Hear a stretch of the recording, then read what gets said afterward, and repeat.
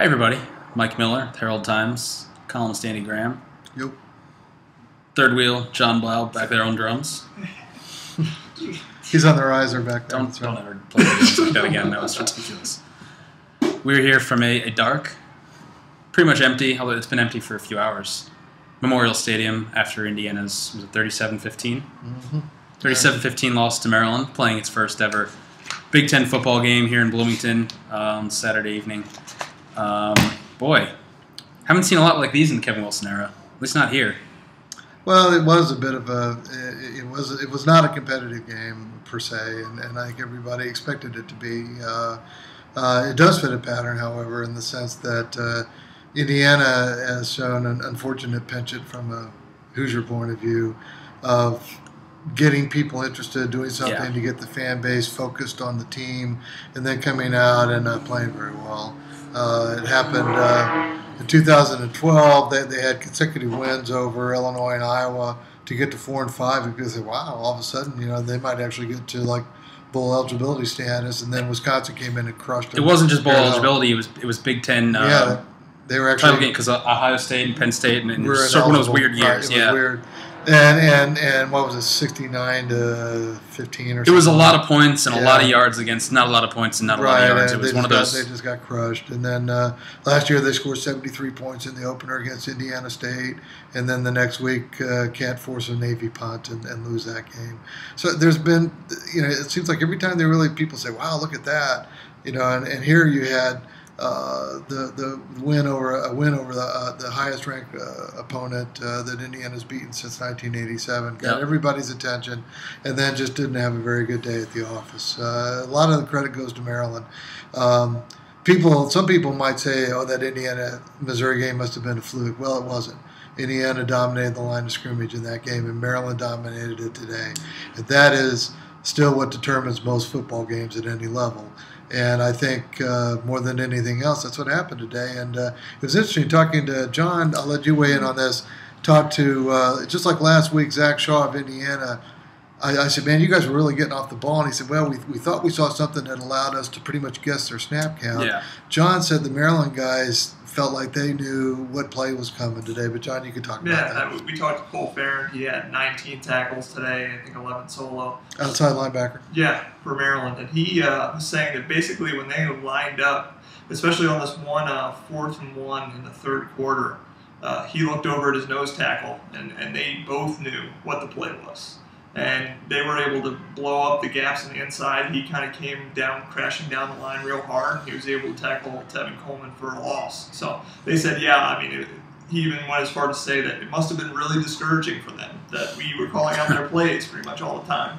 So, they felt like they knew what they were doing. And even on offensively, we talked to Randy Edsel, and he was saying that wide receiver screen pass. Yeah, that seen that. They saw that Indiana's corners were playing off. They were respecting the speed of Stephon Diggs and the middle linebacker. If they were able to, not the middle linebacker, probably the outside linebacker, but the guy who was playing halfway in between kind of the inside and the outside to play the flat, if they were able to establish a run threat, that guy was just going to stay in the middle. And so they had lots of green space out there for that wide receiver screen. Well, that coincides with something that Kevin Wilson said after the game at his press conference. He said, he was acknowledging that they got worked on the screen, especially to the wide side of the field, but he was acknowledging that Indiana had to respect Maryland's capacity in regard to the read option and the quarterback running more inside, and Indiana actually took that away pretty well. I mean, Maryland ended up with a 3.4 yards per carry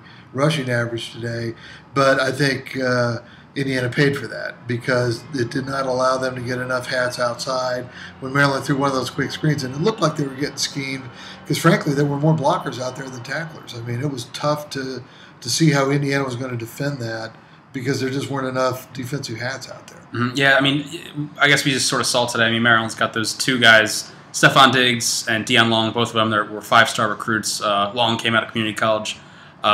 Diggs was basically offered by every single team. I think the NFL wanted him out of middle school.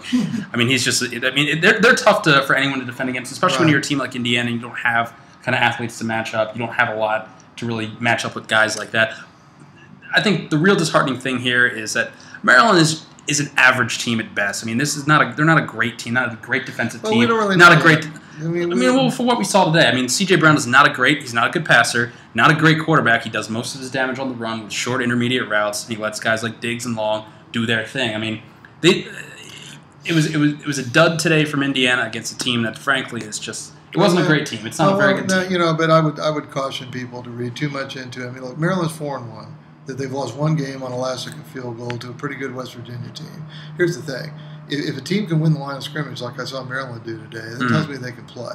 And I think that we didn't understand how good Missouri was when they came in here last year. Everybody said, that wasn't a very good Indiana performance. It was like 43-28.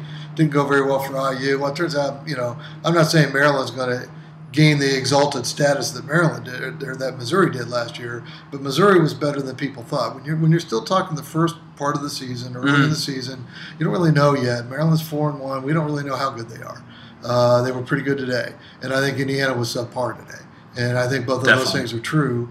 And I think that we'll see what that means going forward. A lot of people are going to lay this at the feet of Nate Sudfeld. Quarterbacks always tend to get more blame and more praise than they deserve. But I think that Nate didn't have a good day at the office certainly. But I'll tell you one thing I saw all day was Indiana receivers covered and Maryland receivers open. And I saw that all day. So the Maryland receivers, which are a very talented core of guys, tall guys, taller than Indiana's cornerbacks, they were getting separation. They were winning those one-on-one battles out wide that you have to win to get open. Indiana's guys were not. Shane Wynn, I looked at that again today, and I said, you know what? I might be really tempted to move him back into the slot where he's been very effective his whole career. Yeah, that might be something. Because out wide right now it didn't happen, and it really hasn't happened all year. So, I mean, they'll take deep shots, and Nate's tending to overthrow those shots right now. That's the thing. I mean, Indiana they beat some guys today, and Nate just didn't put good throws on them, and there were some drops too. I mean, there were a couple drops from Wynn, some other guys too. I mean, it just, like you said, it just wasn't a very good day for Indiana's offense. No. Sudfeld didn't have any touch on the long balls. Again, that's kind of a pattern we've seen over the last couple of weeks. He threw a beautiful ball early on a sideline fade, but overall, he wasn't very sharp. But people talk about the 3 and outs at the start of the second half, which was crucial. Indiana got a school record field goal to end the first half, 58 yards from Griffin Oaks. That's the only answer Indiana got today. They know who their kicker is now, I think. But they needed to get Indiana was getting the ball down just 20-9, not unmanageable. Come out in the second half, you go down, score a touchdown, you're within 4, game on, everything's But instead they start with 2 3 and outs, and one of those is Shane Wynn wide second open, down, first down, here line. It comes and drops it, and stuff like that loses you football games. I mean, because you can't. They can be small things or minor things, but they loom large later on because momentum matters and what's happening right after halftime matters. Exactly. Momentum's the kind of thing that we haven't really touched on these 2 points either. Indiana had 2 touchdowns called back from penalties. You sort of mentioned during the game, it was very overly officious crew. I thought I thought the one, they had the first one was the punt return from Shane Wynn. It was a block in the back, pretty easy call on LeRae Smith. That's what everybody said. I didn't see that replay, but everybody said it was a good call. It was a call you got to make. I mean but you take a touchdown off the board, that kind of stinks, and then you come back not long after in the second quarter.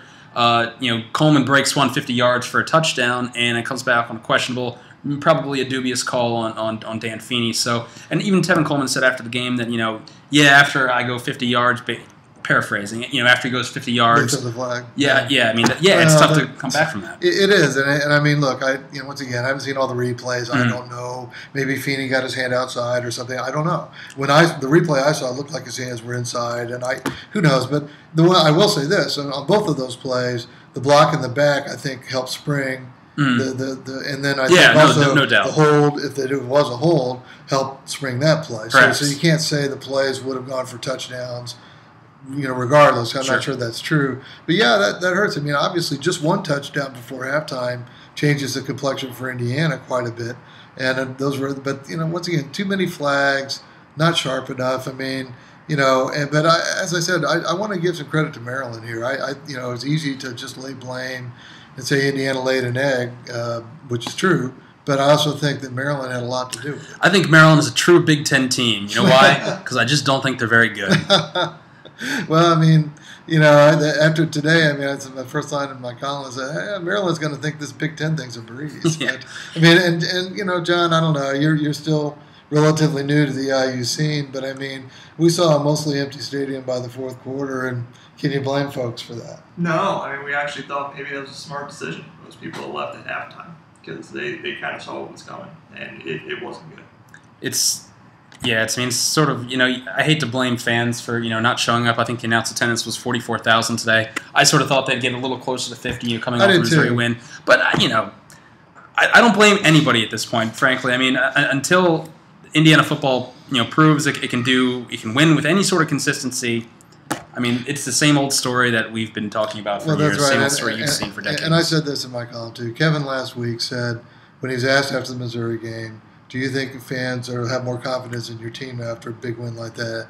And he was quite properly cautious in his answer. He said, really, confidence comes with trust, and trust is built through consistency. Mm-hmm. He's exactly right, and that's what Indiana will have to show before the fans really buy in masse, I think.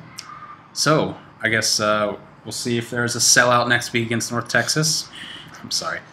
But that's what's up next for Indiana. North Texas, a team we haven't seen for a couple of years. And some fans are going to say, the season is over. And it most certainly it's not over. Indiana's 2-2. They've shown that they can beat teams people don't expect. They've shown they can lose to teams look people don't expect. Look at the Big Ten today. I mean, Northwestern beat Penn State. Just look around the scores of the Big Ten the last few weeks. It's not over. It's going to be a very interesting season the next couple of weeks. Still a lot of football left. Yep. As bad as it was today, still hope, believe it or not. Move on. We'll see. Thanks, guys.